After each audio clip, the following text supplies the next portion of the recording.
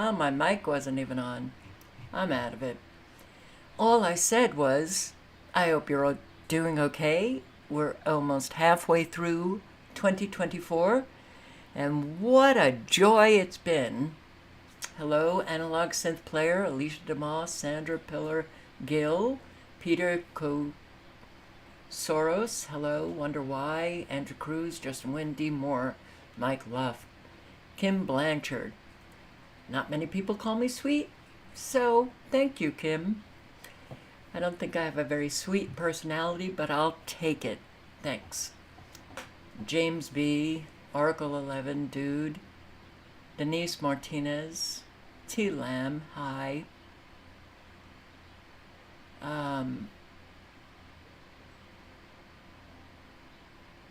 Thank you, T. Lamb, for showing up. And Space Indian, Shauna Howard, Silent Walk, Amber Eyes, and Maria, Orsick, and Elizabeth. Hello.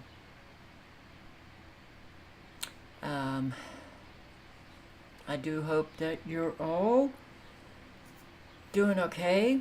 If you're here, my hunch is that you are not one of those who had a devastating day due to our fabulous supercell activation. 16 dead today, just today. Or over last night as well. Texas, Oklahoma, and Arkansas. And more devastation that took place today. As you can see, we've got an awful lot going on. These severe thunderstorms, tornadic activity, hail the size of baseballs, and straight line winds and flash flooding. So here you go. Missouri into Illinois. It looks like they're weakening these storms that were going through Tennessee, Kentucky, Ohio, and they'll probably deflate them as they move across the East Coast. You got upstate supercells here in South Carolina. Be very safe. North Carolina. You had a lot of tornado warnings today.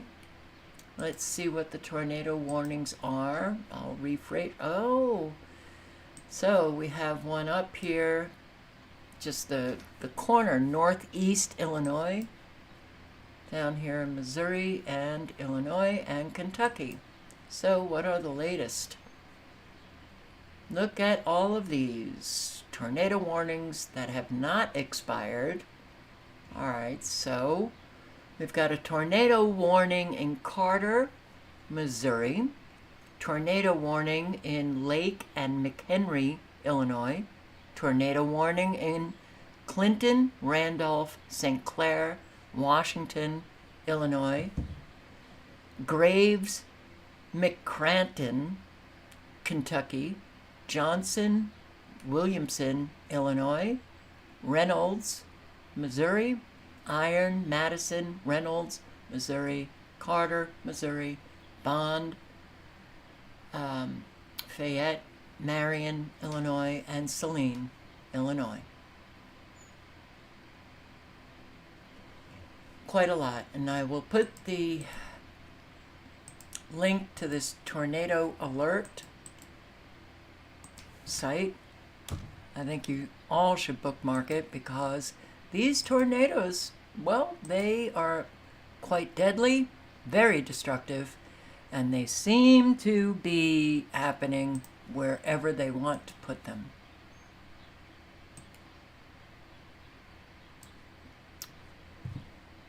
I hope you guys in Missouri and Illinois are safe. Upstate South Carolina.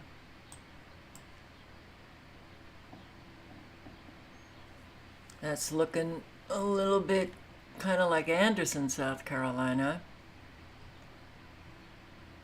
All right. Be safe. Be safe, be safe. Rage Against the Machine, hello. Donna Davidson, hello. Star Dante, hello. Christopher James, hi. So, yeah. At least 15, no, it's now 16. That's the latest number that I've heard. 15 killed as tornadoes hit south.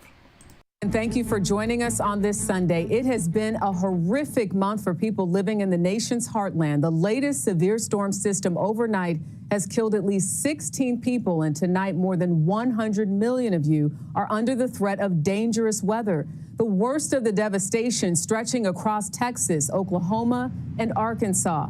Denton and Cook counties in Texas are among the hardest hit. CBS's Dave Malkoff is in Valley View, Texas, about 60 miles north of Dallas. Good evening to you, Dave. I see there's a lot of devastation there behind you. There is, Jurika. Good evening. The threat of severe weather remains active tonight, and scenes like the one behind me have people in the South and Midwest bracing for impact. Deadly severe weather is on the move. Multiple violent tornadoes are moving across the South and Midwest tonight, where more than a dozen people are dead and many more injured. The trails of damage stretching across Texas, Arkansas, and Oklahoma. Hellish headed right for us. Daylight exposed the devastation from a confirmed tornado in Cook County, Texas. From the roof, it's all coming down. Yeah, everything coming down.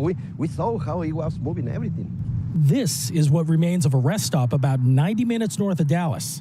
I kid you not, 30 seconds in, someone goes, "Get to the bathroom now." That voice was holiday traveler Hugo Parra, whose quick thinking likely saved lives. So you got everybody into both of the bathrooms? Both, and some people stay on the hallway. What we heard was, "Get to the bathroom now." And that's when everything hit. It saved me and my wife's life, and 50, 60 other people. The same system then moved through neighboring Arkansas, where at least 6 people are confirmed dead. Rain and massive hailstones pounded homes across the South this weekend. In Oklahoma, 2 people were killed and several more injured when powerful storms passed through overnight. And back here in Texas, search and rescue efforts are still underway, and officials fear the death toll could continue to climb. Power remains out for hundreds of thousands of customers from here in Texas all the way up to Ohio as power crews get ready to put the power back on for people this Memorial Day weekend. Jurika. Oh, I forgot. I checked the power outage earlier, and there were, the cumulative number was about 500,000 out of power in multiple states. Let's see what it looks like now. It's a little bit better. Well, I can't say it's a little bit better, actually, because now more states. Ohio has 16,906 without power. You got Michigan without power, 10,997. Kansas, 16,806. Texas, 23,498. Got Arkansas, 80,707. Missouri, 86,521. Tennessee, 19,403.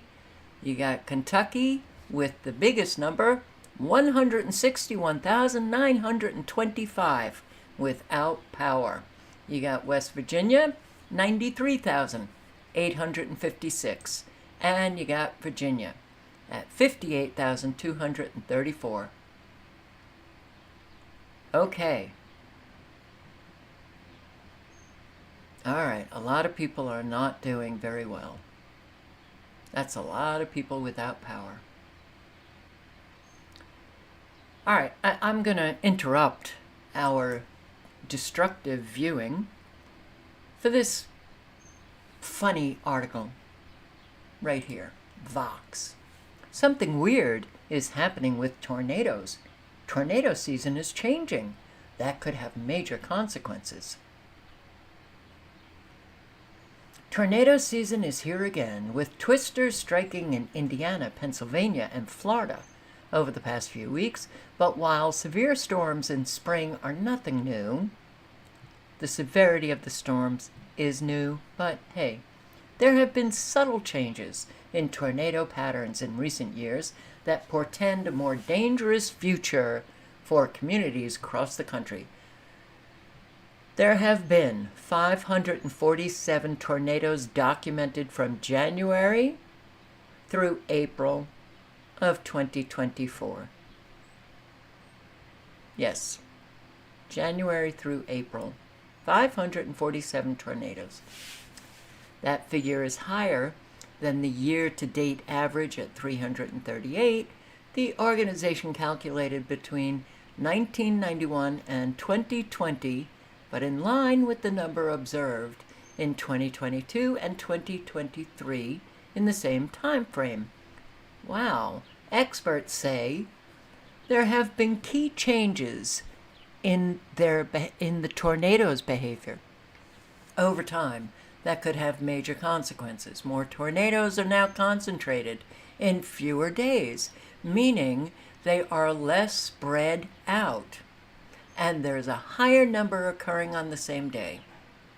A growing number of tornadoes are also occurring in the southeastern part of the United States. There's still a lot of experts that just don't know why these trends are occurring, and it's not clear if climate change is playing a role.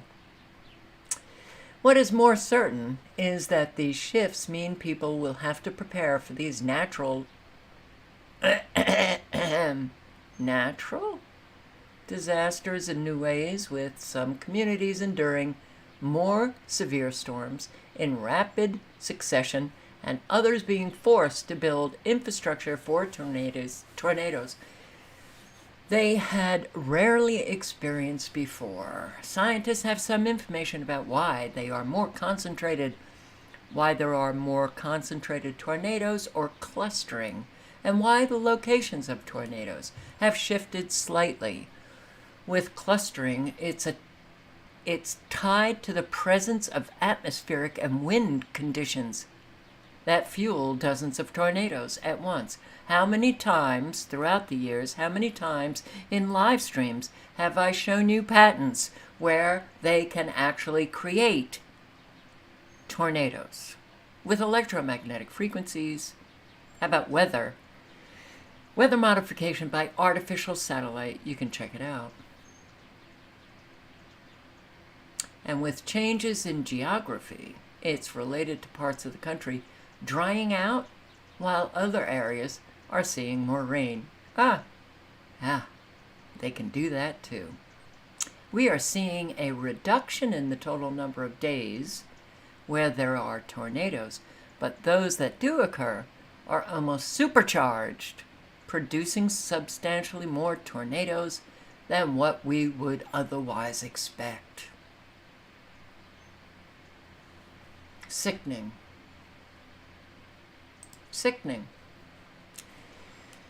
Weather modification as a weapon of imperialism. I will post the link. So much evidence. Mountains of evidence.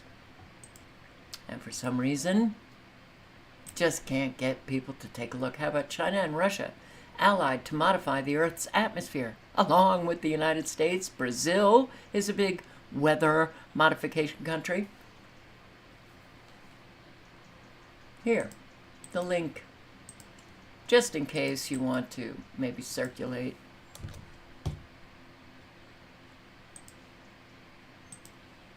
Microwaves could control hurricanes and the weather itself. Oh my Lord, you're kidding me. Link is in the chat. Yeah, what else? HAARP. High frequency vandalism in the sky. I'll throw the link in.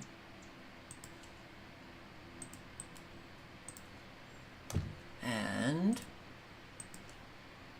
what else do we have? Could these new Chinese radar system Could this new Chinese radar system really be used to play God with the weather? Oh my, wow.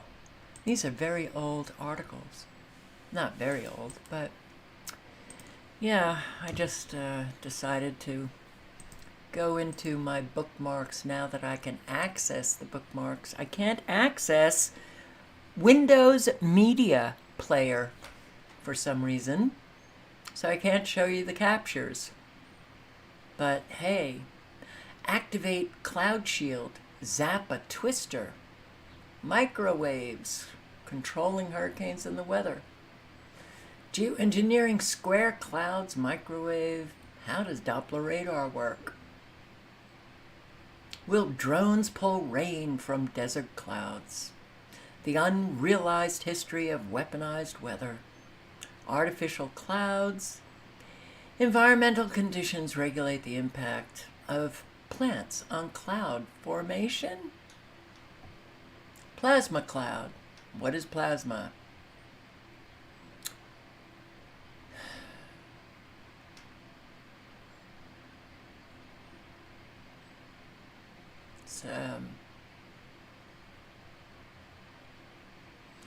It's really upsetting to see this kind of destruction that's taking place.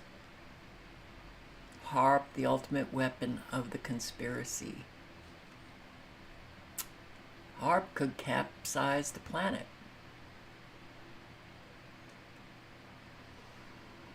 And the Royal Air Force rainmakers caused 1952 flood.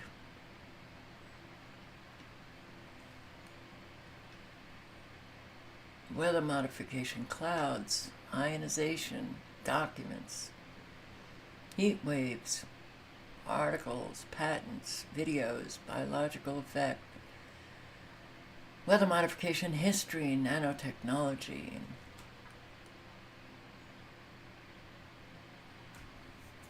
13 years of this, and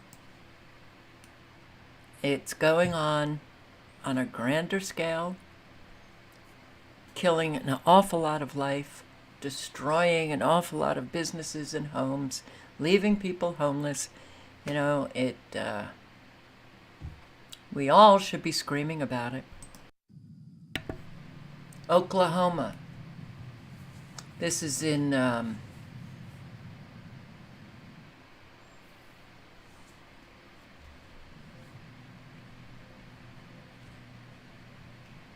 well, this could be also Texas, Arkansas, and Oklahoma.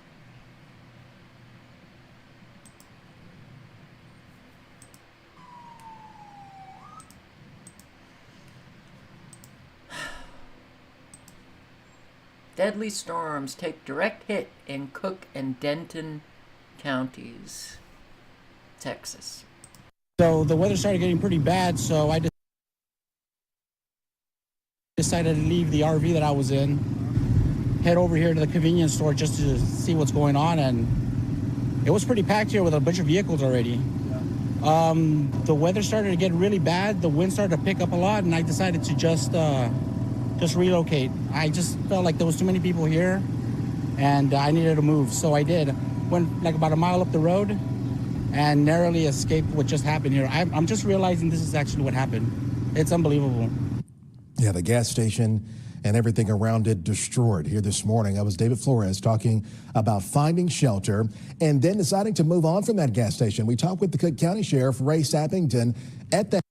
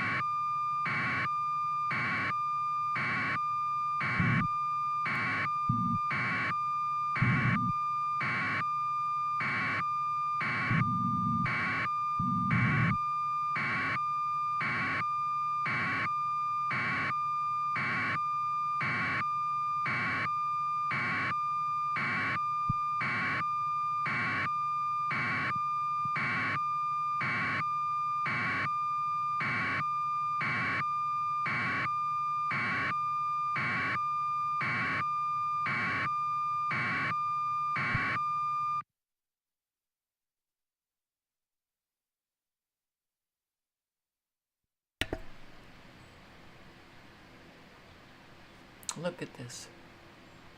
So, I told you that the drive back from Texas. Time. High wind warning will expire. We stopped at a truck stop, and I can't remember, Fort something in Texas. And the day after we had stopped there, they had a tornado. Oh, I don't know if that truck stop was hit, but I'd say this is getting out of control.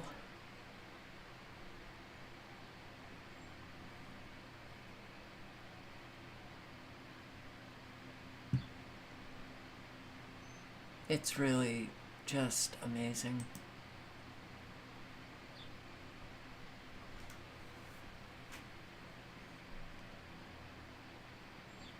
Hi, Mama Rages. Thank you, both T Lamb and Mama Rages. That took quite the hit. And because there have been so many broadcasts about the areas that have been hit. This might be the truck stop, but it could also be one of the gas stations that they were talking about.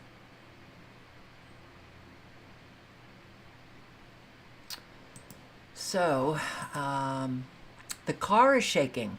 This woman on Interstate 35 in Cook County, Texas, is driving, and yeah, it's very scary to be around this weather used as a weapon.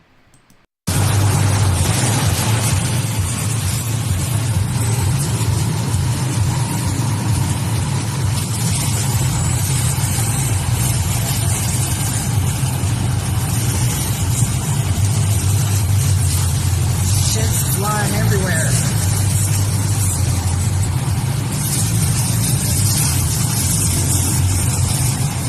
Look at it. My ears are popping. My ears are popping too. Pressure. What do I do? Look at the signs shaking. Oh my God. We're right in the middle of the tornado, Brenda. What do I do? The car is shaking. Ah! Holy shit.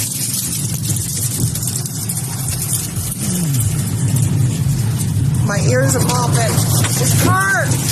We're in it, Brennan! I can't do anything! Cover your head. Cover your head.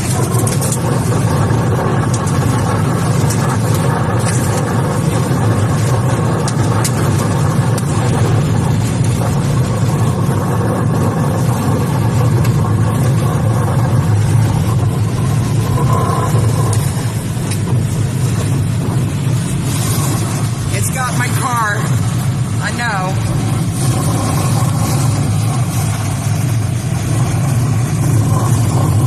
Car's still shaking. Ears are popping.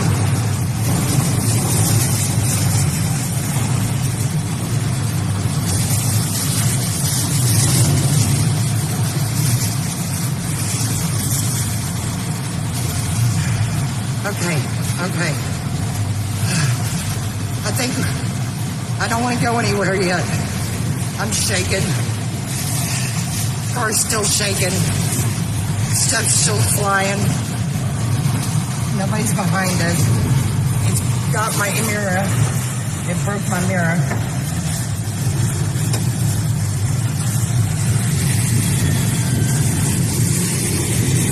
My mirror's broke. Right there's look over there. Over above the bridge. I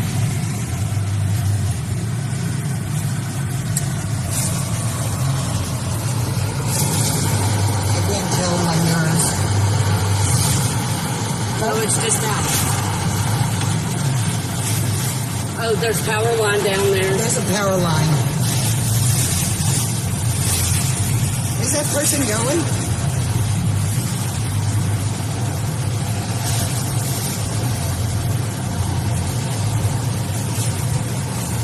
We're at 35. 35 and Farm Road 3002.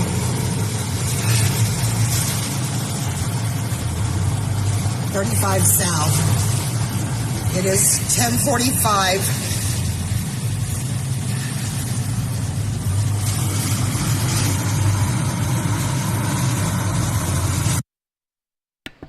Nothing I would want to be in.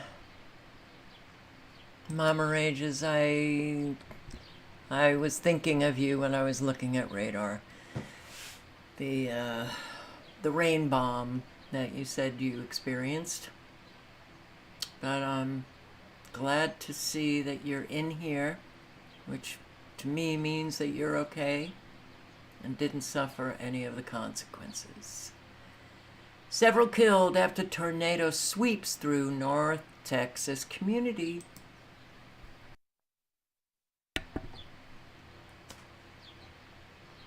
Every day.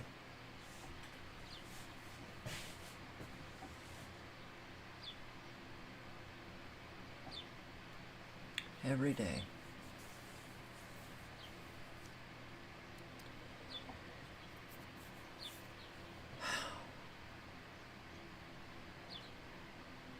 Look at the cows. I think those are cows.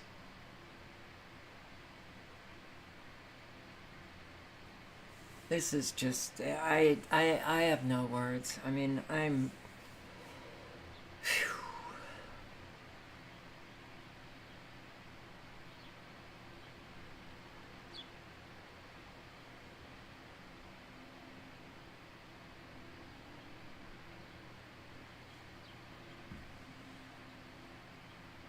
Got a lot of people needing help. A whole lot of people are really now, I mean, it's, the number just keeps going up every single day.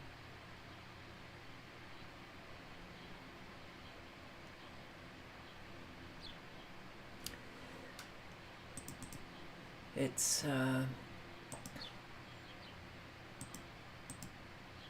want to get off some of these pages.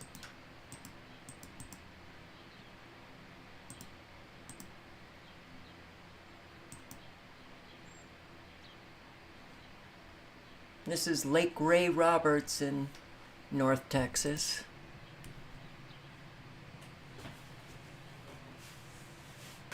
A lot of the RVs were trashed. No doubt boats were affected.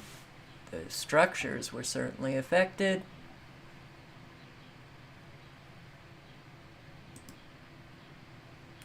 Yep. And the beat goes on, right?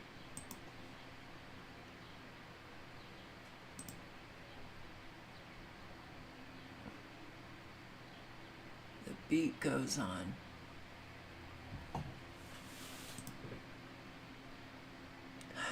Man.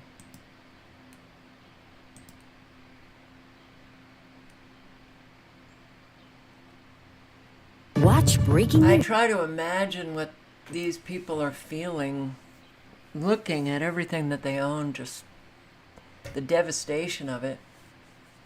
And I can't. So this was the Valley View tornado that hit in Texas.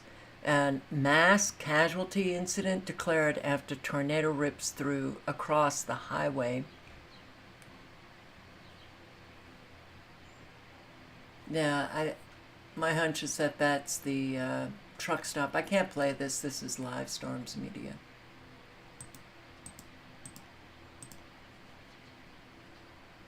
Rogers, Arkansas.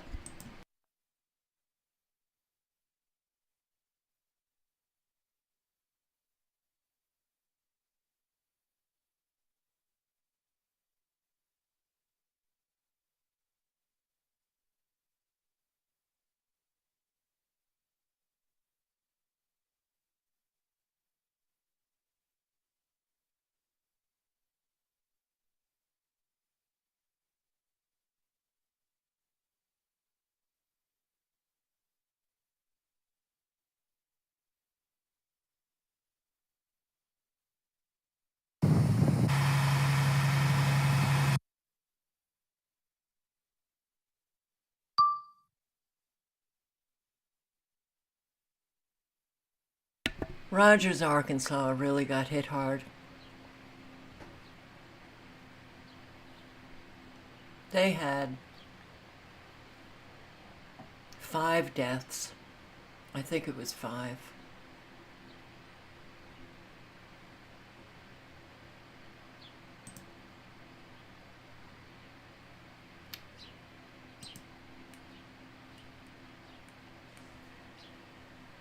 Well, it's not going to stop.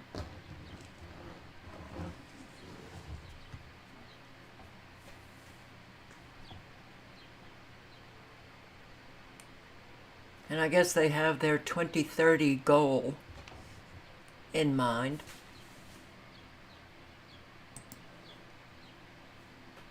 Breaking into Fox Weather, a Texas sheriff says that at least 5 people are dead after powerful storms tore through a this morning, last night. What happened? Well, usually during thunderstorms, it's like, oh, they come and they go, you know. I wasn't too worried. And then I was like, I told my husband, I was like, the house is shaking, you know, maybe we should go to your parents' house, which they weren't home, but his brother was. Mm-hmm. And I was like, let's go to that house because it's an actual house. And he was getting his shoes on, and then the house just started to shake violently. And I was like, nope, let's go to the laundry room. And his dad had always told me, if you can't get to the house, go to the laundry room. And that's the only room that didn't take damage.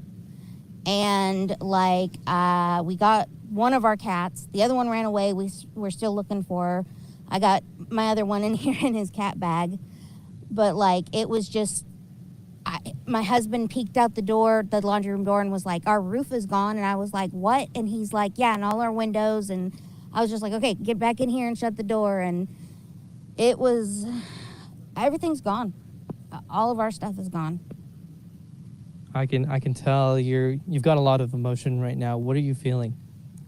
I'm worried. I'm also very thankful because my husband, my brother-in-law, you know, they were all safe. My in-laws, they were safe because they weren't actually here. I'm relieved, but I'm also still in kind of shock, like, and I really would like to find my cat alive, but her favorite hiding spot is completely crushed. So I don't think that's gonna happen. Oof. Oof, oof, oof. Sith Trish, you said that you were... I was here in the middle of it last night into the morning. Where? And really glad to see you. Where were you? Wow.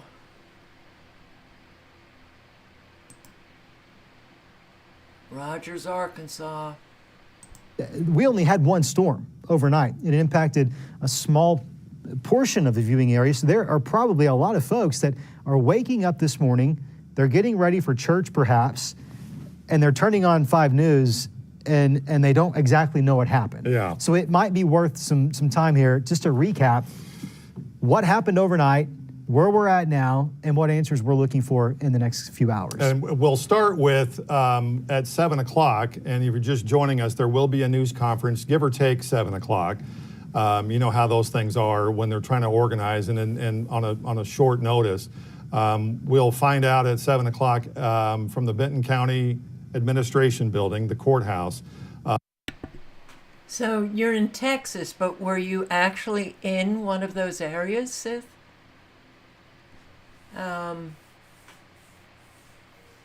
In Cook County or the other county? I can't even remember the name now. In Valley View or...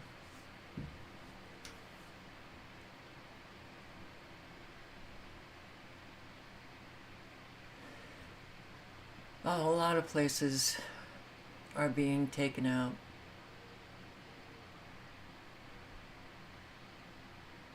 Yes, which one though? Not that I want you to disclose where you live, but wow. Denton County. Okay. Really nice to see you. And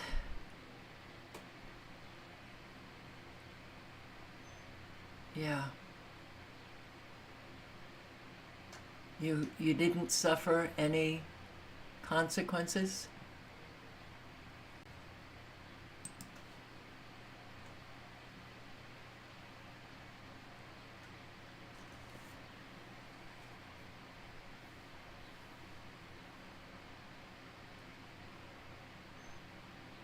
Is that Selvert City, Kentucky getting slammed right now?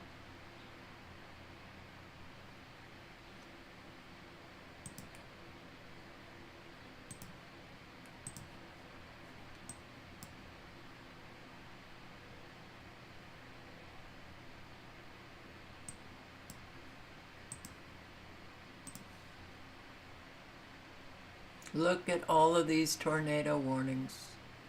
This is Kentucky. And this is Kentucky.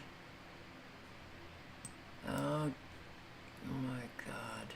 Kentucky, Henderson, McLean, Union, Webster, Gallatin, Hardin, Union, Illinois and Kentucky, Livingston, Lyon, Marshall, Kentucky, Madison, Missouri, all of these places.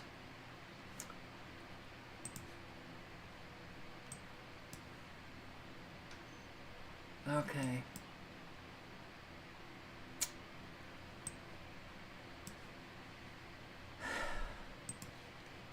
It's hard because I just feel like it's just a matter of time, you know, before it catches up to many, many, many here.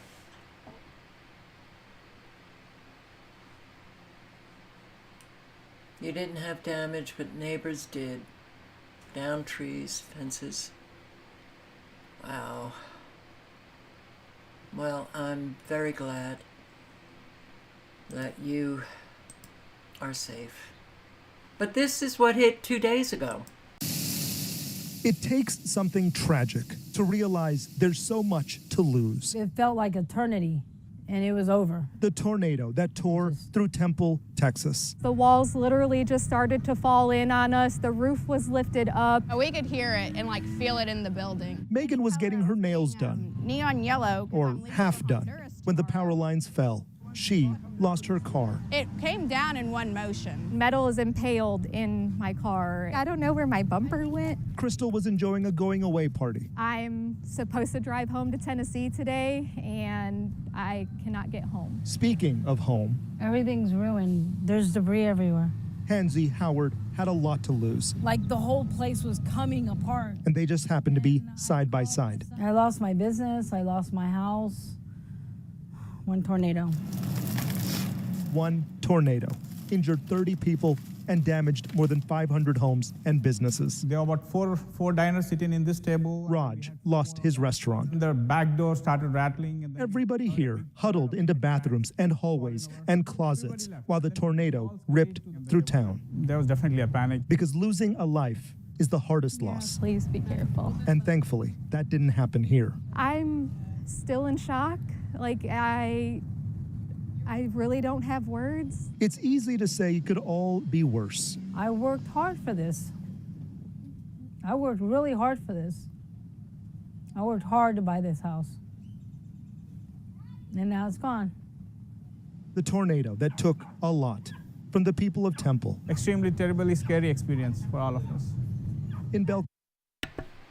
Now, more than 500 homes were hit in Temple, Texas.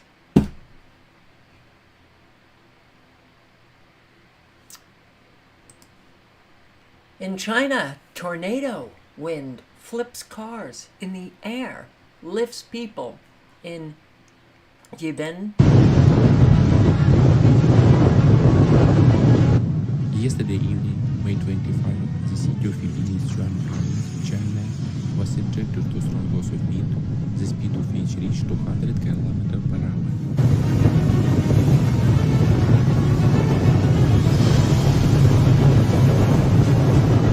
Numerous trees were uprooted and power lines were down, causing power outages in several areas.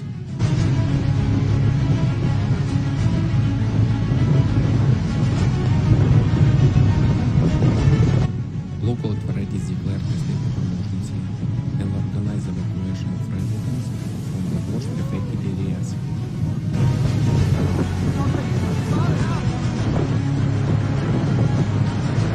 Rescue services are working around the clock, clearing the rubble and providing assistance to the victims.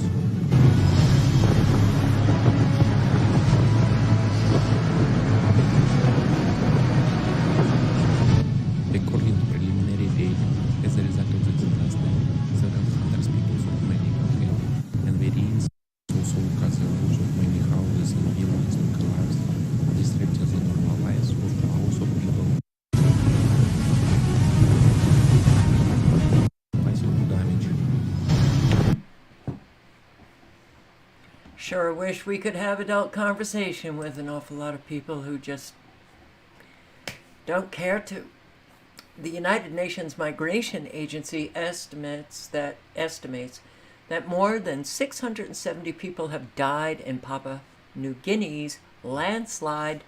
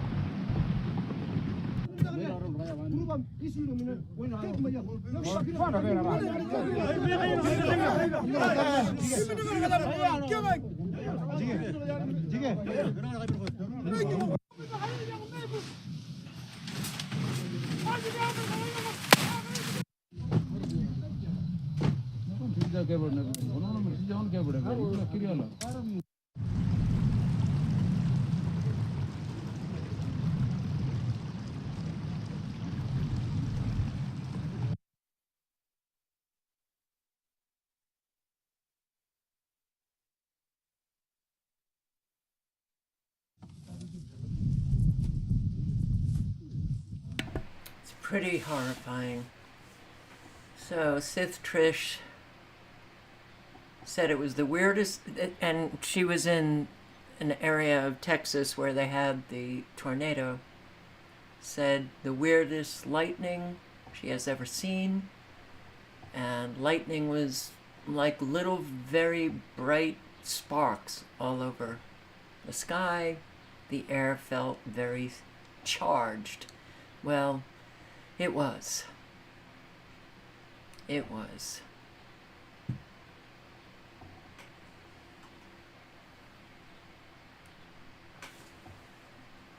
Well, thank you, Sith, for letting us know.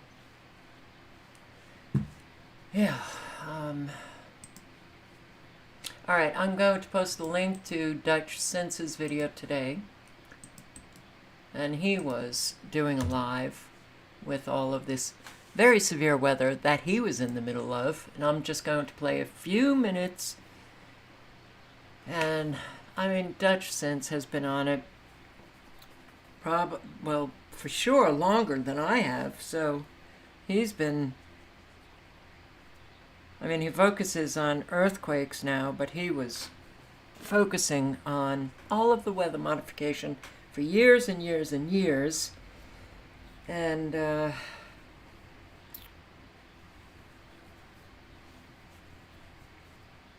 he was very instrumental in my understanding what was happening. Here we go. Right in there, you can really see it.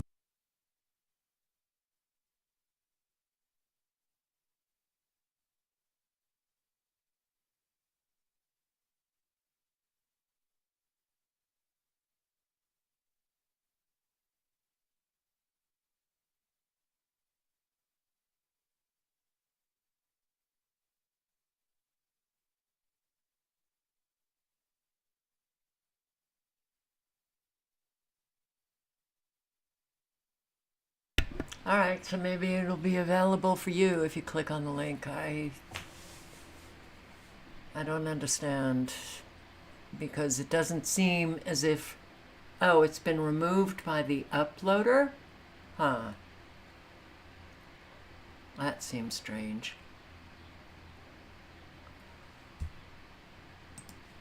So much going on, and it's hard to figure out what is going on. So, Real Fishing Life has posted this video. I don't care for Alex Jones. I'm sure a lot of you don't care for Alex Jones, but that's not the point. The point is the information. Fantastic video today from Alex Jones. Thank you for his work. I'm amazed he's still with me. Be silent.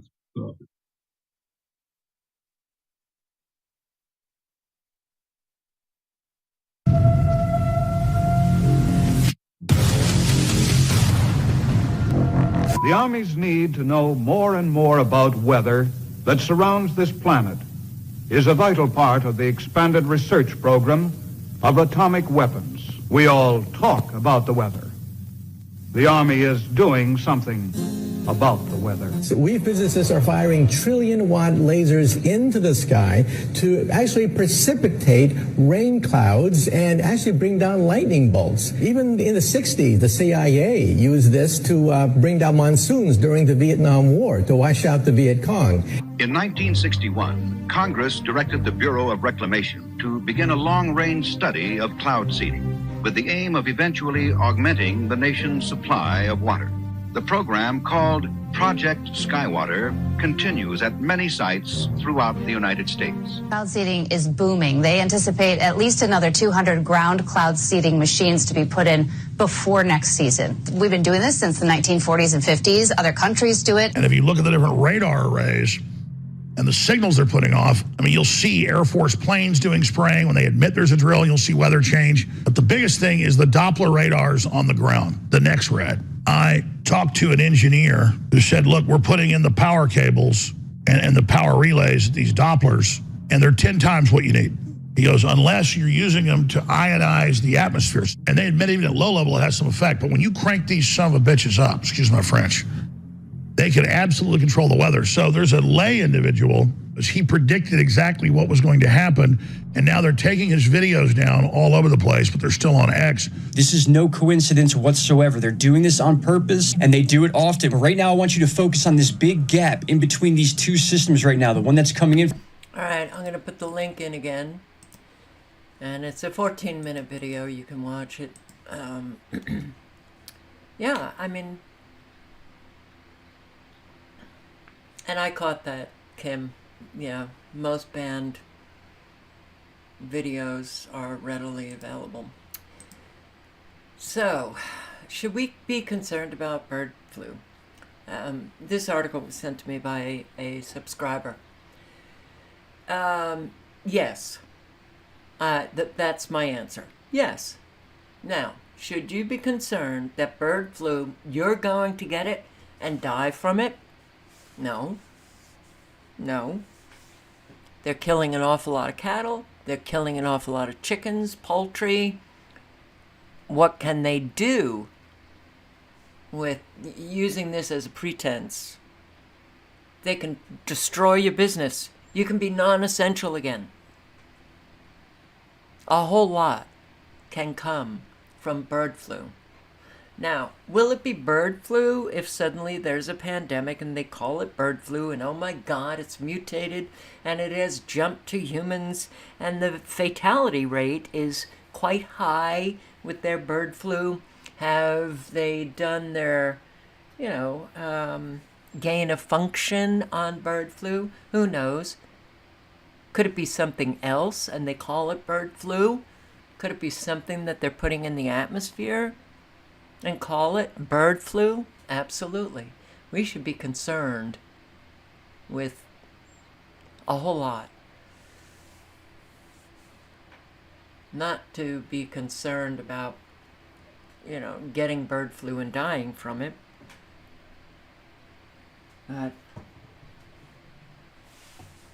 Yeah, I wish more people were concerned about an awful lot that's going on. A neighborhood in eastern Colorado becomes hazmat scene due to toxic sludge in their drinking water. With an update out of Morgan County, where a neighborhood has become a hazmat scene. Thanks for being with us. I'm Karen Lee. And I'm Michael Spencer. This comes after a story by CBS News Colorado exposes toxic sludge in the drinking water. Residents in the Prairie View Ranch Water District have been sounding an alarm about black sludge in their water for nearly 20 years. Now, the state is finally taking enforcement action, issuing thousands of dollars in fines and ordering developers to pay for the removal of the sludge, which tests show is radioactive.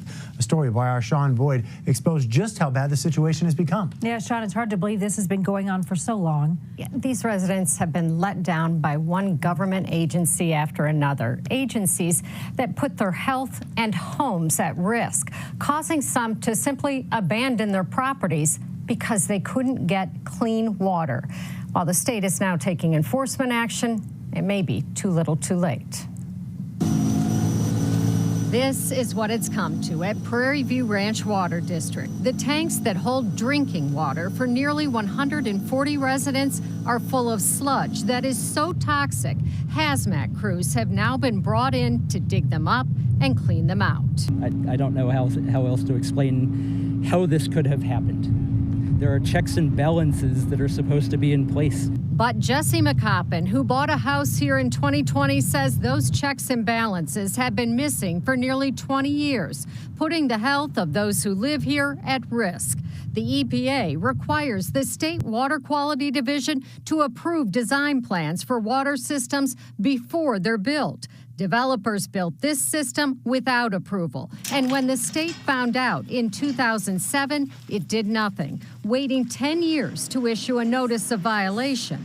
The district has received nearly 200 notices since 2017, but only after our story last month did the state finally issue an enforcement order.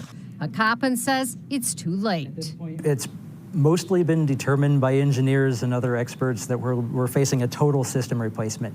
Fire hydrants, pipeline, the treatment plant, it all just needs to be ripped out of the ground and replaced. Certified lab results show the black sludge that's been collecting on water filters in residents' homes is contaminated with radioactive lead, uranium, and radon.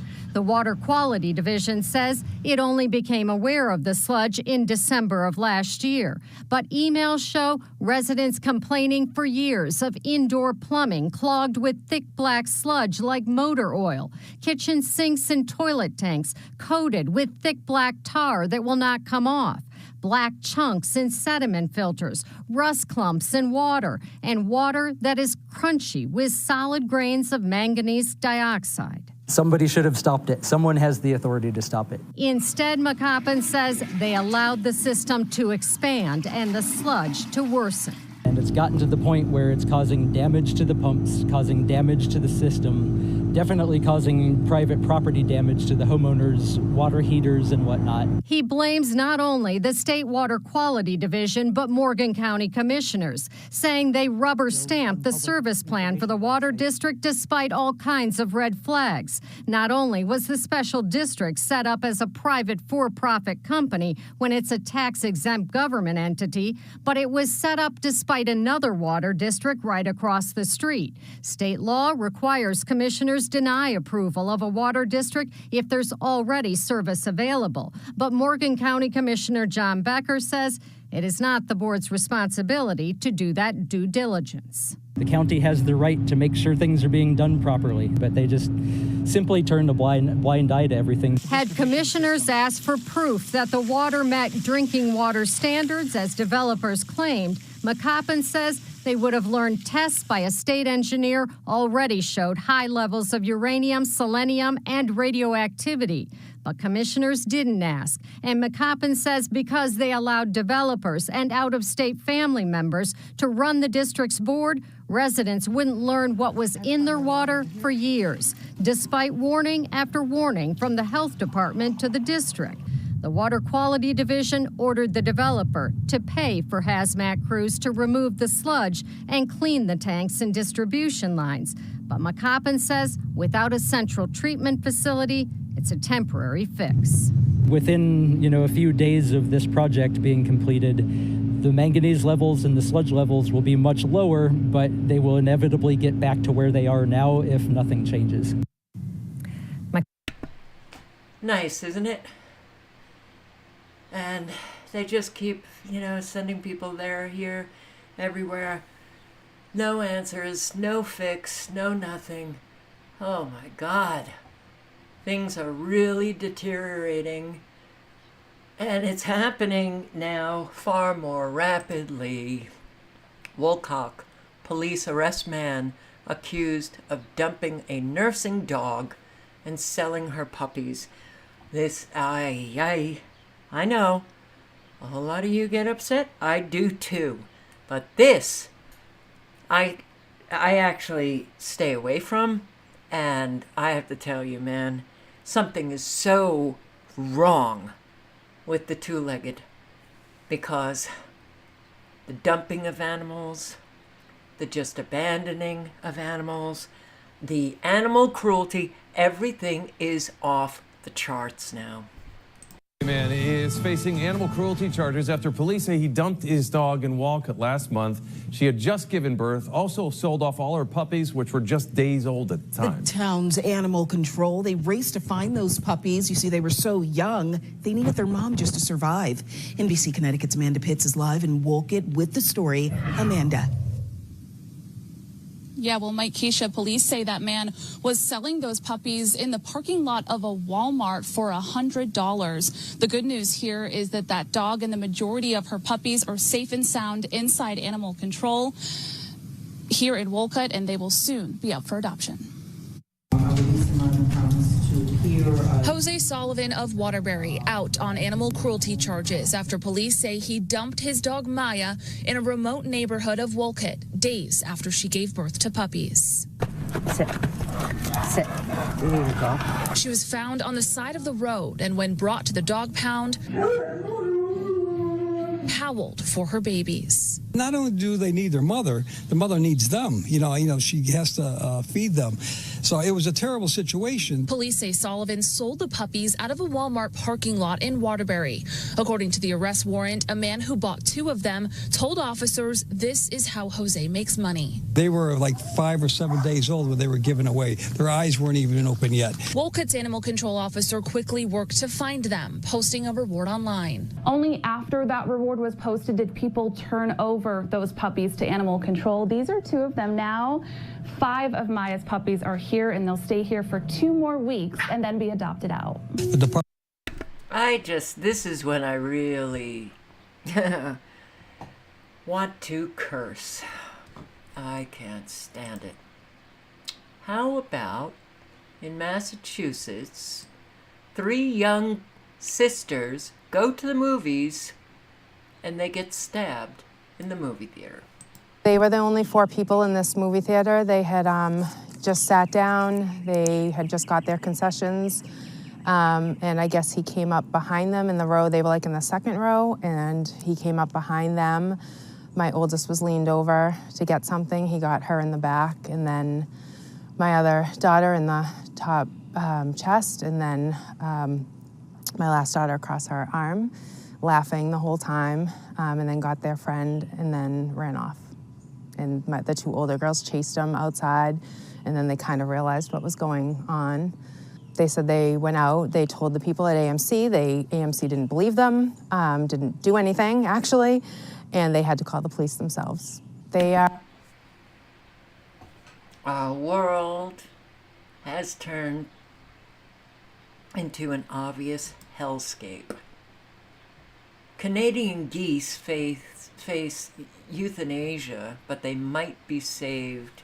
This is in Peapack, Gladstone, New Jersey. Tonight, in a story we've been following out of New Jersey, the Canadian geese in Peapack, Gladstone that were facing euthanasia may now be saved. As CBS 2's Alicia Reed explains, a local sanctuary says it's willing to take them in. The borough of Peapack Gladstone hired a drone operator to chase the Canada geese from Liberty Park downstream. The latest effort to rid the area of them after topical repellent spray failed. Once they were traced away by the drones, it seems like they brought friends back. Mayor Mark Carigliano says they later found out using a drone to chase wild animals is illegal in New Jersey. The Save the Peapack Gladstone Liberty Park Geese group got to work and found the barnyard sanctuary. It's 170 acres with 2 ponds like this one. Over the last 14 years, the New Jersey nonprofit has rescued over 3,500 farm animals and wildlife as well. We have a lot of deer, turkey, only one pair of geese, a lot of fox and hawks. Animal lover Jackie Braun, who started the petition and has since gotten a tattoo as a symbol of her love, says there's the problem of getting them there. Right now, we're trying to find a licensed transporter to gather them and take them there. And there's concern the geese will find their way back to Liberty Park.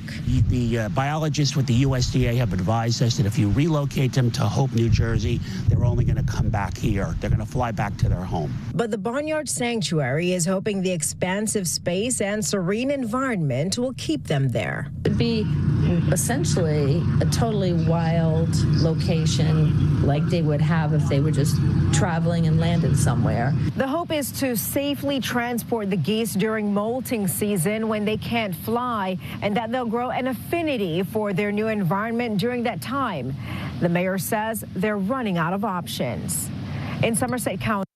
Why can't the two-legged just get along with other species? Why do we have to control everything, get rid of everything? They want to evict those geese? No, they want to kill them.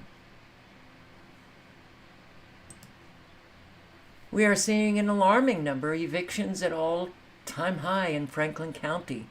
I believe this is Kentucky. Yeah, the two-legged. So great, huh?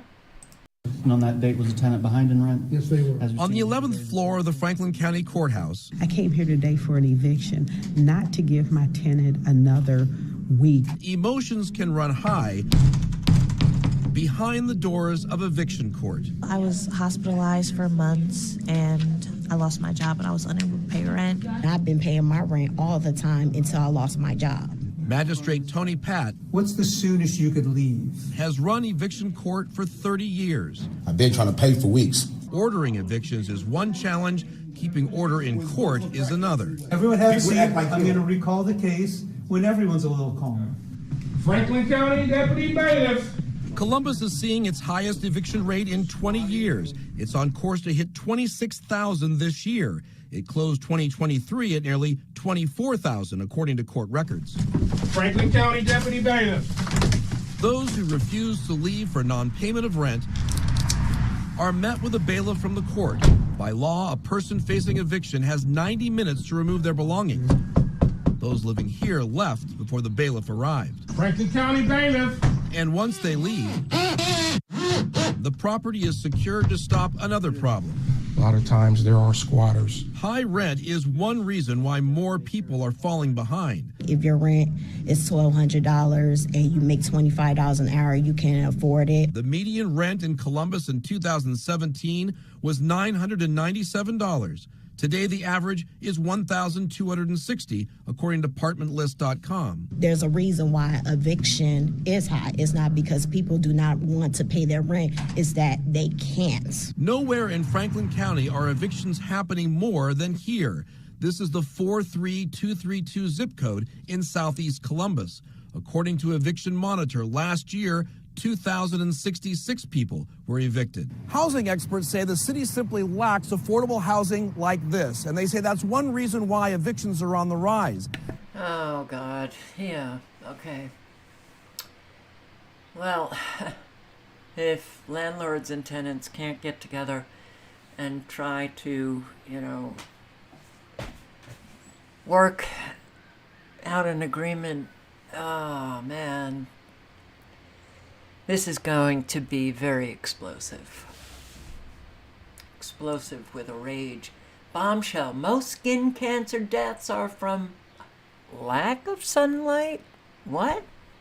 Okay, now you all know that I don't know if you know, but I got a face cancer, right What? here. Yeah, I didn't tell you. It's cancer? Yeah. So No, you didn't tell me. Sounds scary, right? Yeah, it sounds horrifying. No, it's very scary. Turns out it's not. Oh. Turns out it's not. I have what they call a basal cell carcinoma. Okay. So I'm going to tell you a scam. Dermatology is a scam. There's a big scam inside dermatology. Put it that With way. a little tomato? Say it again. It's good with a little tomato? Yeah. The basal cell? The basal cell. Yeah. And the scam now is that they've put everything under the banner of skin cancer, right? So there is a skin cancer that's deadly. It's called melanoma. Yeah. And you got to catch that early. If you catch it early, very high success rates. There's another kind called basal cell carcinoma, which is what most people get. Not scary at all. But they've put them both under the same banner to scare the shit out of people. And so now dermatologists went from one of the lowest paid professions to one of the highest because they've gotten everybody afraid of the sun. So when I looked into this, by the way, there's the other scam is that now private equity firms it's become so profitable to run this skin cancer scam that Wall Street private equity firms are now running dermatology centers. I just went to one, and you don't want to go to one because you don't get to see a doctor. I went in to see. What do you see? I went in to see a nurse assistant or a nurse. What do they call them? Nurse practitioner. And so I go in and I'm like, whoa. Is that like a doula? They go, because I went in for just regular seborrheic dermatitis, regular shit. And they say, this is right before I went to Europe. And they go, you're a nurse practitioner. I'll be taking care of you. I go, am I not going to see a doctor? They said, no. And I'm like, what? I had to wait 2 weeks for an appointment to see a nurse. Nothing against nurses. I love nurses. Yeah, but that is very strange, a 2-week appointment. So that's what they're doing now. And so that's how when that's with insurance. That's with insurance. So that's when Wall Street takes over healthcare. That's what you get. You don't get to see a doctor. I'm surprised you're not self-doctoring at a kiosk. You have to doctor yourself at rate 8. So no kidding. Like self-checkout at the How many bags Ralph's. did you use? How many how many needles did you use to sew up that scar? So I complained. I said, hey, I'd really rather see a doctor. No offense. And they're like, all right. So they leave. And then all of a sudden the office manager comes in and says, well, we really don't have a doctor available today. So if you want to come back, I'm like, what? And we can make it. I go, hey, I didn't make this appointment. My primary physician doctor made this appointment. And I dropped her name. And I said, so I thought it was going to be with a doctor. That's not blah, blah, blah, blah, blah. So she leaves. The nurse practitioner comes back in. Do you want me to take care of you? I'm like, well, I want somebody just to take a look at it as long as I'm here. Yeah. So she takes a look at my face and she says, oh, you got to use this cream and you got to use this ointment. You got to do a special scrub on your face, all this stuff. And I'm like, okay. So just as she's done, all of a sudden a doctor does walk in. And I think it's because I dropped my doctor's name and I said I was supposed to. So she comes in just to kind of smooth it over so There is a doctor there. There is. So that my doctor doesn't get in trouble. And she goes, yeah. She goes, you know what? The nurse practitioner, everything I would have did, she did. So it's no difference. And then she goes, there's no difference. And she comes over and she starts looking at my face. And she goes, oh, that looks like a basal cell carcinoma. Oh, we better get a biopsy on you. I'm like, oh, so it's not the same thing? So your nurse practitioner missed a cancer on my face? So it's not the same thing. She missed an upsell? So she missed an upsell. I'll post the link. You can read. You can listen to more of this. It's 35 minutes. He's talking about, all of the bullshit, all of the scams, dermatology. Oh, man. Coffee's not good for you. Coffee will keep you from getting dementia. Coffee now is a good thing. Wine, alcohol, not good. Well, you should drink at least 1 glass of wine a day. Everything changes.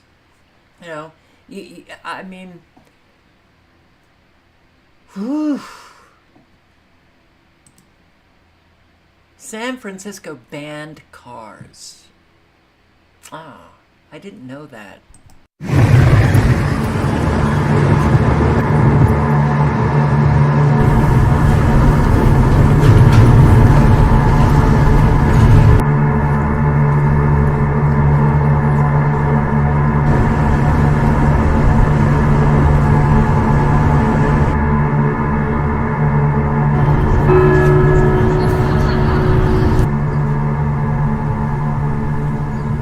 are walking on Market Street where cars have been banned.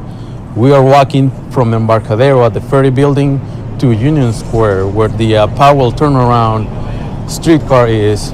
On my previous Market Street video, I walked from the UN Plaza at City Hall to Union Square.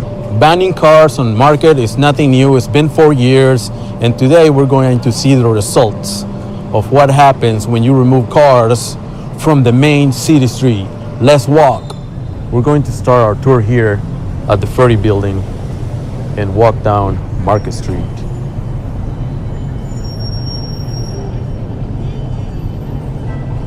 This is Market Street without cars. These two cars parked right here, they can just turn on this block. It's the only place where it's allowed.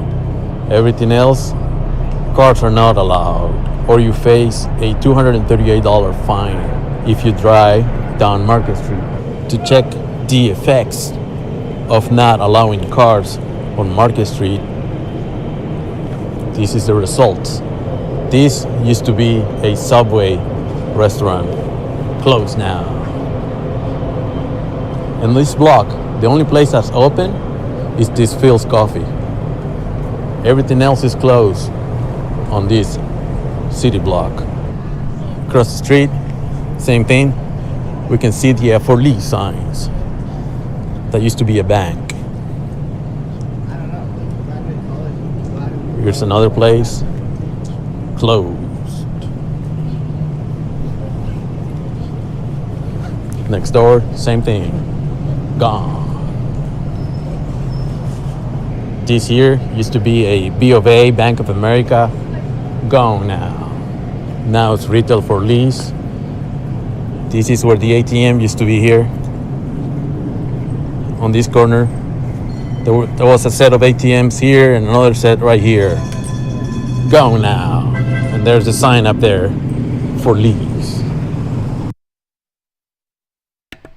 The link is in the chat. You can watch the full video of Metal Leo, who goes around showing the destruction of an awful lot of places. They are bringing cities down. Why are they drugging the students? We're still, this has been going on for decades and decades, all right? Prozac, when did it come out? In 87? The miracle cure. And putting, even prior to that, they were putting kids on Ritalin. Yeah. The last few years have blown wide open a scandal that has long existed, but is not that well known aside from specialists. Bullshit!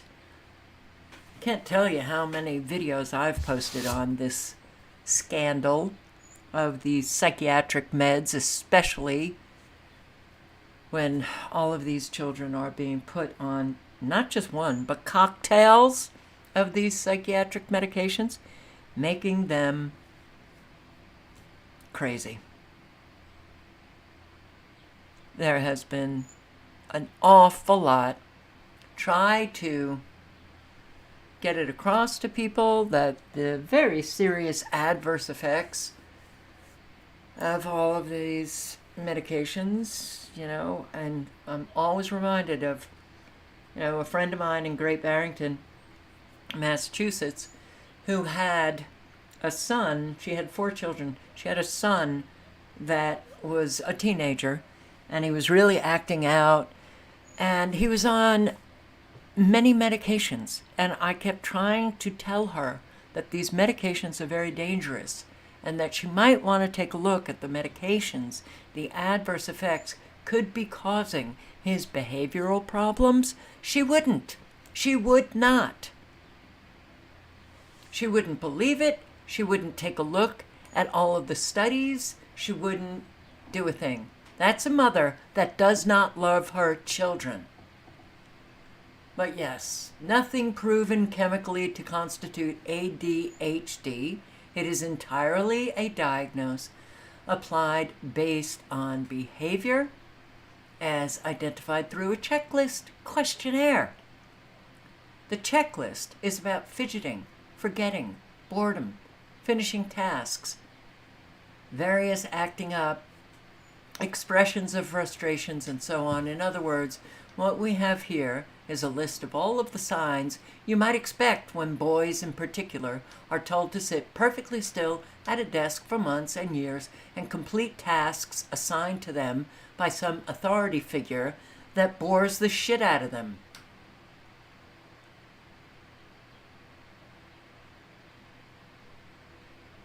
It's very obvious and it's very clear. We have not protected the children at all. In fact, why don't we listen to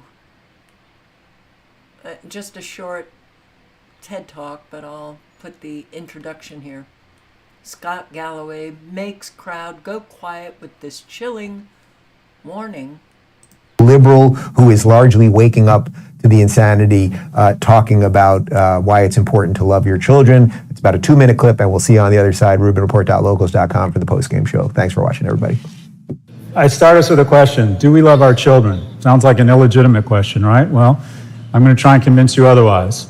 Essentially, as we go down generations, we're seeing that for the last 2 generations, people are making less money on an inflation-adjusted basis. In addition, the cost of buying a home, the cost of pursuing education continues to skyrocket. So the purchasing power, the prosperity, is inversely correlated to age. Simply put, as we get younger, we're taking away opportunity and prosperity from our youngest. The social contract that is now no longer in place, and for the first time in the U.S.'s history, a 30-year-old is no longer doing as well as his or her parents were at 30. This is a breakdown in the fundamental agreement we have with any society, and it creates rage and shame. As a result, people over the age of 55 feel pretty good about America, but less than 1 in 5 people under the age of 34 feel very good about America.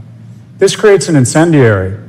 Righteous movements, cuts to our society end up becoming opportunistic infections because generally speaking, young people have a warranted envy, they're pissed off, and they're angry that they don't enjoy the same spoils and prosperity that were provided to our generation.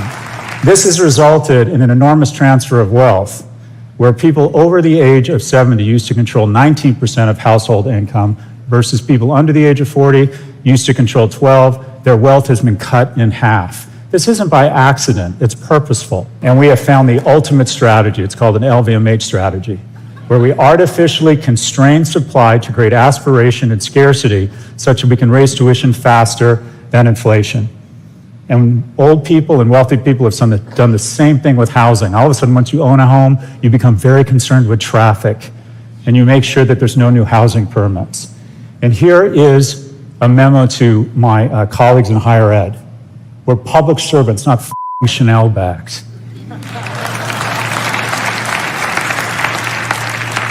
Harvard is the best example of this. They've increased their endowment in the last 40 years and have decided to expand their enrollment, their freshman class, by 4%. Any university that doesn't grow their freshman class faster than population, that has over $1 billion in endowment, should lose their tax-free status because they're no longer in higher education. They're a hedge fund offering classes. All right, this all adds up to a bunch of graphs all headed up and to the right. And what are they? What's the first one?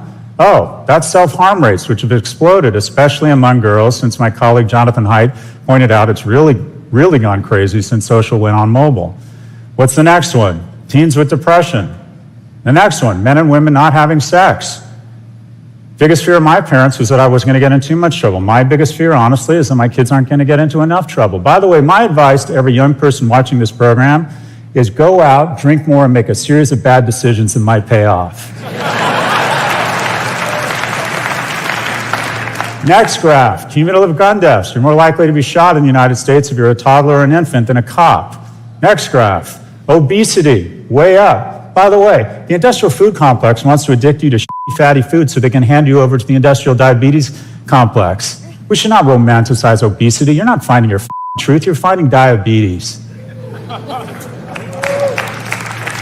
Overdose deaths, way up. Deaths of despair. When I was in high school, it was drunk driving. Now it's kids killing themselves. Young people don't want to have kids anymore. 2/3 of people aged 30 to 34 able-bodied used to decide to have at least one child. It's been cut in half. It's now less than a third, 27%. If you acknowledge that our kids are the most important thing in our lives, that everything else we do here is meaningful, but our kids' well-being and prosperity is profound. If you acknowledge that they're doing more poorly than previous generations, if you believe there's a chance that the illusion of complexity has done nothing but provide cloud cover for the unbelievable transfer of goodwill, of well-being, and of prosperity from young to old, and if you believe we can actually fix these problems and we have the resources, then I present to you, I posit, I augur the question that I hope has more veracity than it did 17 minutes and 24 seconds ago. And that's the following question. Do we love our children? Question mark. Okay, so I know a lot of people don't like Jordan Peterson, and I am not happy with him, especially with his position on what's happening in Israel and Gaza. Okay. The content is what is important. The people that are being interviewed is what is important, and what she is saying is very important. Here's what's really troubling about that, and nobody seems to know this, so I'd love the opportunity to talk. She's talking about the euthanasia program called MAID. Interesting. Yeah, cleaning up all of the people that you want dead. You got to face the fact that Western countries are not superior over other countries. The evil that is smack in our face every single day now is, yeah, that doesn't come from good societies. About it because it's really concerning to me. So it's not only that it's MAID, people don't understand how MAID works. There's the track 1, the track 2, you know, the immediate, the 90-day to end of life and all of that. And yes, they stayed the bill till 2027 to the next vote, right? So that's all great. So technically mental health's not included. But what I found out yesterday that really, really bothered me was the mechanism of the actual procedure. So there's this drug called sodium ferropental, and it's made in Italy, okay? So it's used by anesthesiologists. And the anesthesiologist that came forward with this at this testimony was, this individual had been an anesthesiologist for 25 years.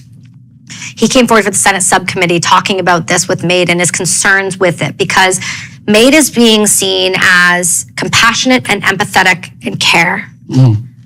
So what he did is... You know, the Nazi euthanasia program started with compassion and care, right? I'm so glad you said that, because when I got to do trigonometry, we went to the war museums, and what terrified me the most was walking through the World War II portion and seeing the same verbiage. Yeah, it's the same thing. Yeah, definitely. People were telling me I was going crazy. I'm like, no, you don't understand. No, it's the same thing. It's identical. Yeah, it's exactly the same thing. The mentally ill, the people that are, So what's people really... too distressed. Yeah, and it's not lost on me, Jordan. You're talking about what is essentially a genocide taking place in Canada, but you can't see it in Gaza? Okay. Sorry. I got off content. I got off subject. Sorry. To live. Thank you. Right, and the categories keep expanding. And that's what we're seeing, the expansion. So the sodium thiopental, which was really wild about it, is this anesthesiologist was like, it's going missing. We don't have a lot of it. We can't get it anymore all of a sudden over this past couple of years. And so he started researching it. Well, it's made in Italy, and Italy falls under the EU. And under the EU laws, you can never make a drug that is going to be used for execution. But Canada, in North America, the United States and Canada had been using it for execution in America for death penalty. So they finally caught on to that. And anesthesiologists use it as one of the first drugs pushed to put you under. But here's what's really crazy is they said, well, there's got to be more to this. So they did it's a Freedom of Information Act with the NPR, with a journalist, and they got over 300 autopsies of individuals who were executed in America. And they didn't just get the autopsy kind of overview, they were given in-depth files. And when they went through them, 85% of those bodies showed a 2 times level increase of water in the lungs.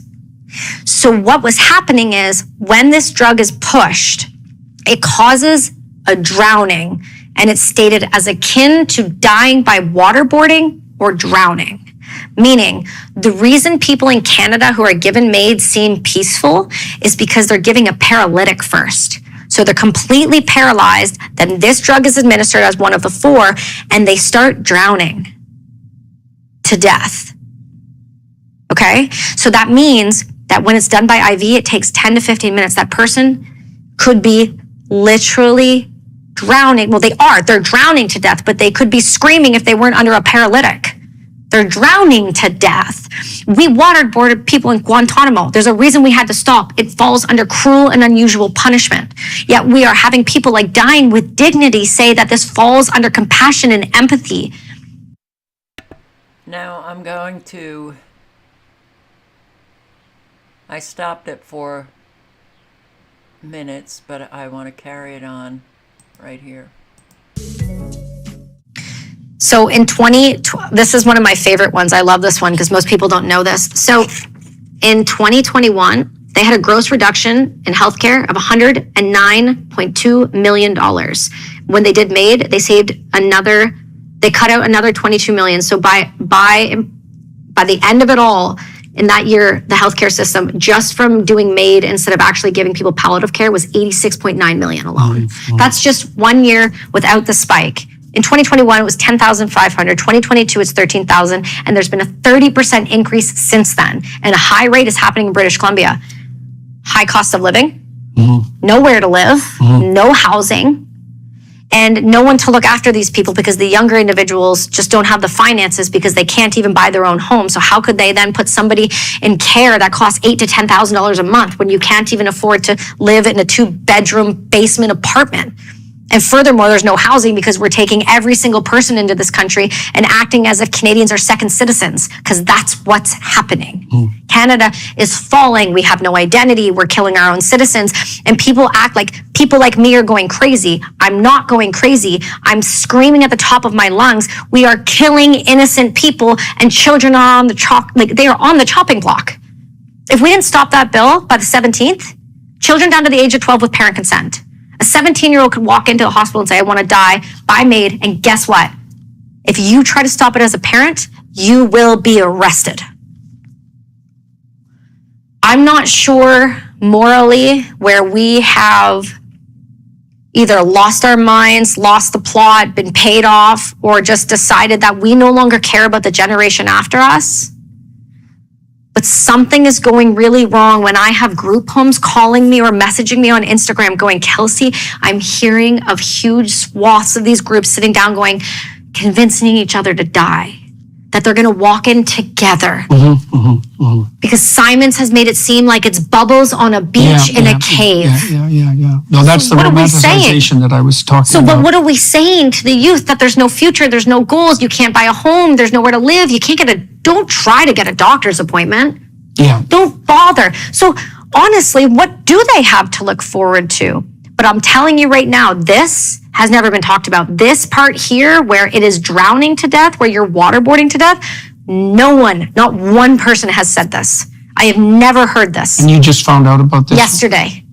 And I found out because there was an event in South Surrey that my girlfriend I was telling you about, her mother was taken, she was at, and she goes, Kelsey, one of the Delta hospice centers is being shut down because they refused to do MAID. So it wasn't necessarily Rebel, but it was Sheila and Keon. They made this documentary to talk to people like us going, they're saying that they need government right to do this, but hey, they're already doing it, and they've been doing it. And we have audio recordings of veterans. We have the Minister of Veterans Affairs lying to Mercedes Stevenson on the West Block saying it was one veteran, when we have multiple veterans, multiple case managers, audio recordings, and written testimonies. So are we just okay with everyone lying now? Is that where we're at? We accept lies as truth and there's no moral qualms with that? Because if anybody is a God-fearing individual right now, the whole idea is, I don't really care what you believe in. All I ask is stop lying. Be honest. If you want to kill people to save money, say it. That's it. Just say what you mean, but stop dancing around like you're doing this out of empathy. You are killing vulnerable people to save money to send to another country that bought you out in 2013? And that's a CSIS document. We've sold our country, we've sold our people, and we've told our youth that we should just die because there's nothing to live for in this country. How am I supposed to combat that? I'm one voice up there. Thank God you showed up. If you didn't show up, none of us, people like me, would have no footsteps to walk in. We would have no path carved out for us. You're the first in the door. You took the heat. You're like the breacher. You're the guy that shows up and goes, I'm going to kick that door in, and whatever's going to come is I'm just going to take it because I have to. You had a moral obligation, because if you didn't do it, the rest of us would have nowhere to go and nowhere to turn if you didn't show up. So I'm so grateful to be here, and I'm so grateful that you gave us the space, because I don't know what else to do, because I can't scream any louder. I'm loud, but I don't know what else to do anymore. We deserve better, and so do our kids, and so do our citizens. We don't deserve this. Canada doesn't deserve. No one deserves to be waterboarded to death except for the people that deserve to be waterboarded to death. And there are people that deserve to be waterboarded to death. And I can tell you right now that I've seen that done to someone. You don't wish that on anyone. You don't wish that on anyone. It would have been easier. It's easier to put bricks around my feet and go jump in the ocean than it is to die by MAID. That is a terrifying way to die. Well, but Canadians are nice. They're nice. I'd love it if people could get off pointing at one group and throwing everyone in that group into the same bad perception that they have. We've got evil here, Canadians got evil there, the UK has evil there, Australia has evil there. There are so many that, and we have, unfortunately, a whole lot. The majority of people are just consenting to all of the evil. If you're not speaking out against all of this, you're consenting to it. As much as you want to tell yourself you're not, because you're not going to comply with another pandemic or whatever, no. Boy, do we all need to be screaming. Boy, do we all need to be fighting. If not for ourselves, but for the younger generations, because what we are leaving them is just so horrendous. And it's so clear that, it's like the Nazis have taken over. The Jesuits have taken over. The Zionists have taken over. The evangelical Christians have taken over. All those who don't care and are so self-centered they could give a shit about anybody else, they've taken over. The narcissists have taken over. The psychopaths have taken over. How did all of this happen? Because an awful lot of quote-unquote good people did nothing to stop it. And it's very upsetting. It's seriously upsetting.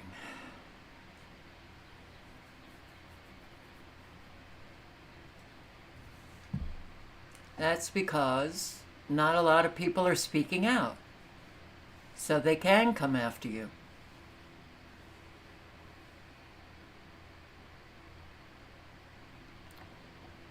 Well,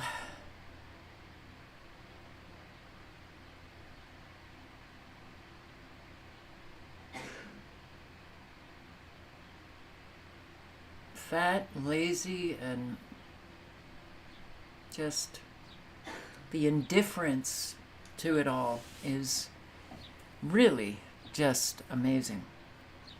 And that indifference sure does depress me a whole lot.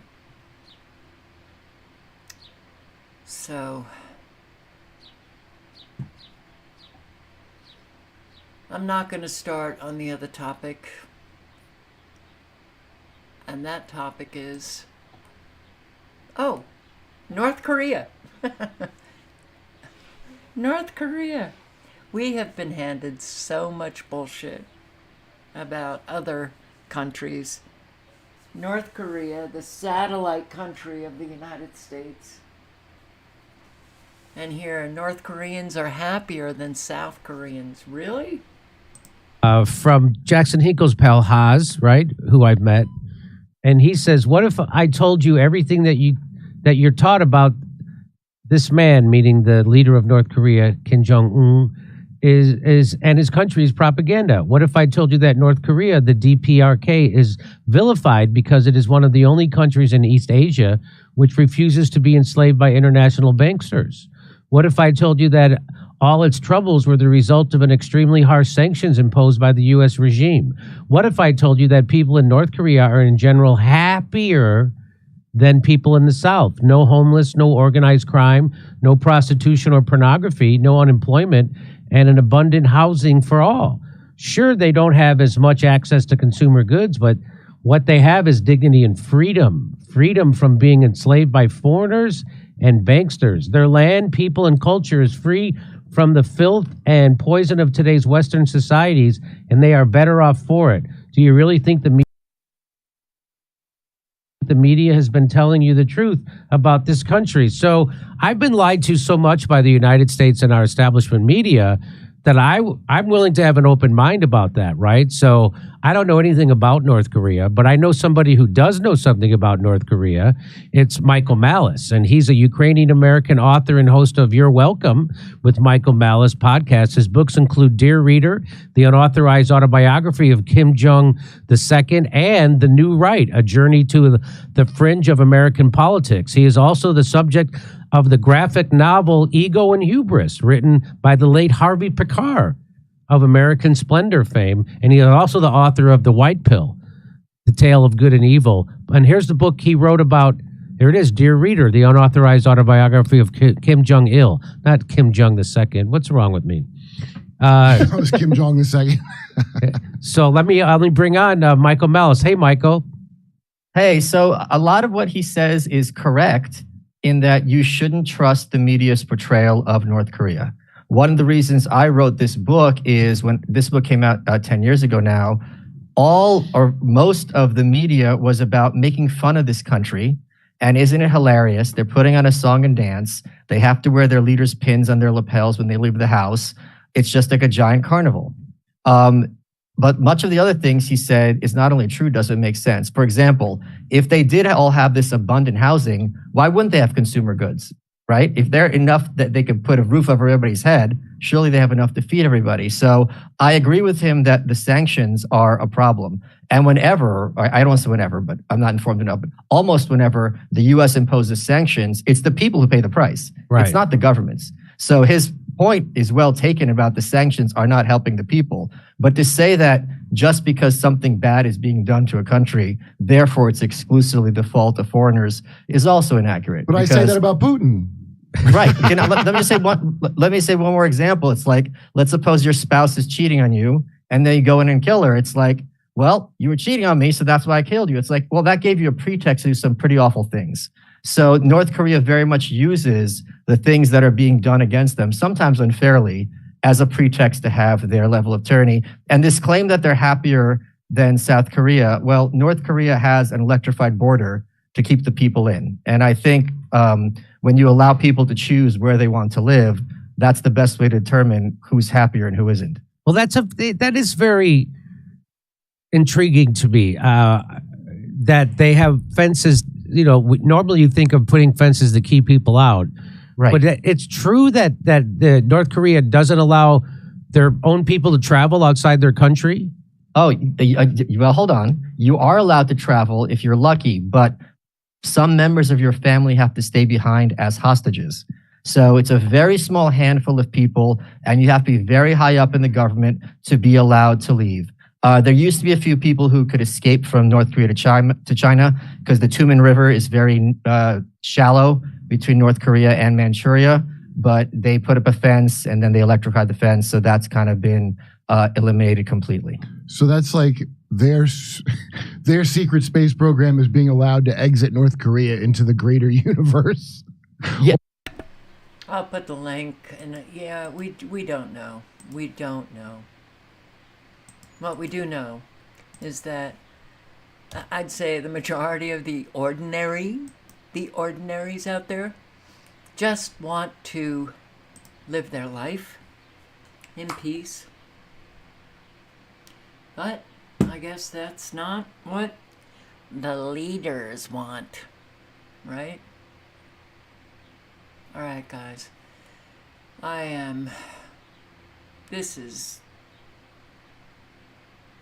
This world. I've never really known what to make of it, but man, now I don't even try to come up with any rational answers to what the hell is going on. All I know is that we all need to change. We all need to help one another.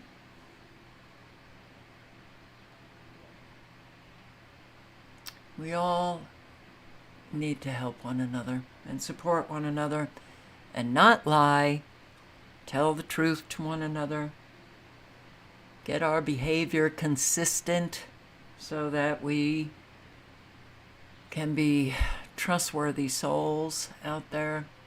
Got an awful lot suffering the weather warfare. You're in the area of these, you're close by, go. For sure, you'll find people that need your help. And you can trust that if you're in their position, you will want people to come and offer help to you. So be safe. I want to check out radar one more time. I lost, there it is. All right, it's not looking good. Not looking good in Kentucky and southeast of Missouri and Illinois. Look at how straight lined are these supercells. That is not Mother Nature. And you got North Carolina, so they hopefully the severe thunderstorms in upstate South Carolina were not that bad. You've got a line of these supercells in Virginia, North Carolina, on up into, I think Pittsburgh is even more west of these storms. But Pittsburgh had a tornado warning as well. Look at this. The straight-lined characteristics. That shows you that they're man-made. You got supercells that are activated here in New Hampshire, Massachusetts. All right. Be safe. Be alert. Pay attention if you're in these areas. I'll put the link to the radar site and a link to the tornado alert site. Let's see. Yeah. A few of the tornado warnings have expired. Some are lingering on in Kentucky, Caldwell and Lyon, in Illinois and Indiana, Edwards, Wabash, Gibson Pike, Caldwell Hopkins in Kentucky. Caldwell in Kentucky has expired. Okay. Lawrence, Illinois. You got tornado warnings in Gibson, Posey, Vandenberg, and Warwick in Indiana. And again, Caldwell and Hopkins, Kentucky.